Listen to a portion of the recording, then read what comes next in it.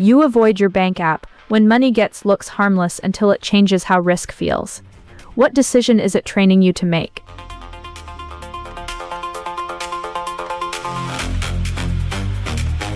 You avoid your bank app when money gets tight is only the surface. What changes before the decision starts to feel inevitable? Maybe rent just cleared, a card payment is pending, or you spent more than planned. The app would make the evidence visible, so your thumb swipes past it. 10 minutes becomes an hour, then the next purchase forces the question.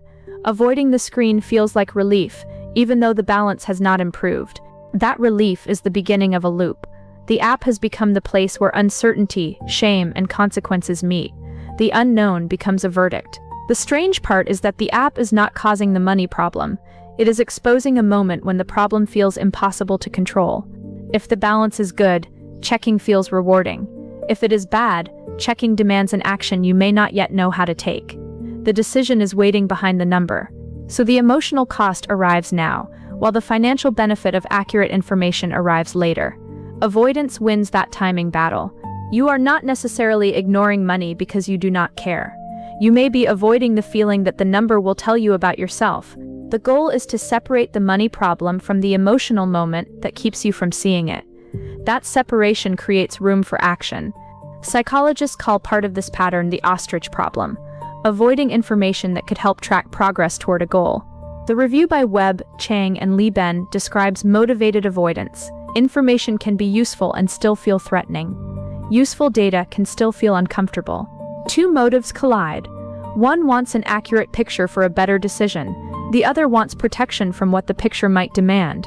A threatening balance can ask for a payment change, a hard conversation, or an admission that the plan no longer fits. That is why looking can feel like exposure. When cash is tight, $200 means something different if payday is tomorrow than if the next deposit is 2 weeks away. Financial pressure changes the emotional volume of every number. A small margin makes a routine check feel like a test. Every transaction carries more emotional weight. Federal Reserve household data shows access and financial pressure vary by income. This is why the moment cannot be reduced to character. Among adults with bank accounts, 11% reported paying an overdraft fee in the prior 12 months. The fee is small in one story and destabilizing in another. An overdraft can turn a timing mismatch into a fee, then another reason to avoid the next balance check. The threat then attaches to the next check. Deposits, withdrawals, and scheduled transactions may not update in the order a person expects, the CFPB explains. Timing makes the screen feel less predictable. You can check once, believe the picture is safe, and still be surprised by what clears next. The surprise is not always a mistake. When cash flow is fragile, the app can feel less like a dashboard and more like a countdown. The next charge is already moving toward the account. Watch the loop. A purchase creates uncertainty. Uncertainty creates dread. Dread makes the app easy to postpone. The loop rewards silence before it charges interest. Postponing lets a scheduled charge arrive before you adjust anything. The new balance feels worse, so the next check feels even more threatening. Research on financial anxiety and management behavior connects anxiety with how people approach or avoid financial tasks. That is context, not a diagnosis. Avoidance is reinforced by its first reward. Closing the screen gives relief before the late consequence arrives. Relief teaches the brain to repeat the delay. That is why a lecture about responsibility is not enough. The first look has to become smaller, safer, and tied to one possible action. The app also matters because it is often the main doorway into the account. The FDIC tracks mobile banking as a primary access channel. A doorway can be badly designed for a frightening moment if the first screen presents only a verdict: safe, doomed, good, or irresponsible. Read the balance with context. What has cleared, what is scheduled in 7 days, and what is actually available for discretionary spending. You do not need more numbers. You need the number that answers the next decision. A decision is easier when its input has a job. Start with a 2-minute appointment, not a promise to monitor everything. Attach it to payday, Sunday coffee, or another existing routine. Ask 3 questions only. What is cleared? What leaves in 7 days? And what protective action is possible? Keep the questions visible and stop there. That action might be moving a bill date, pausing a purchase, transferring available money, or sending one message to a provider. If there is no action, close the app. The check is complete.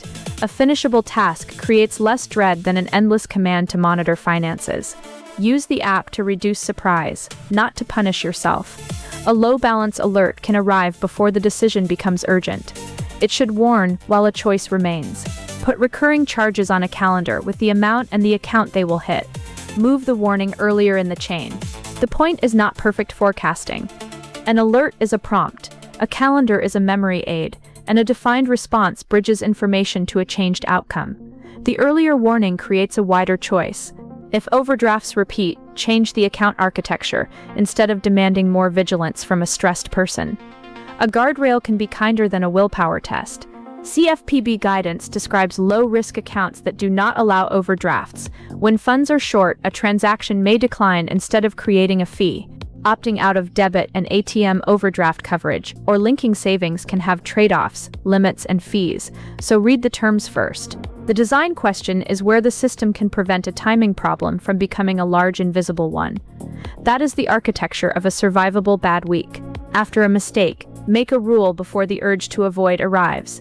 Capture the cleared balance, next charge, and smallest risk-reducing action.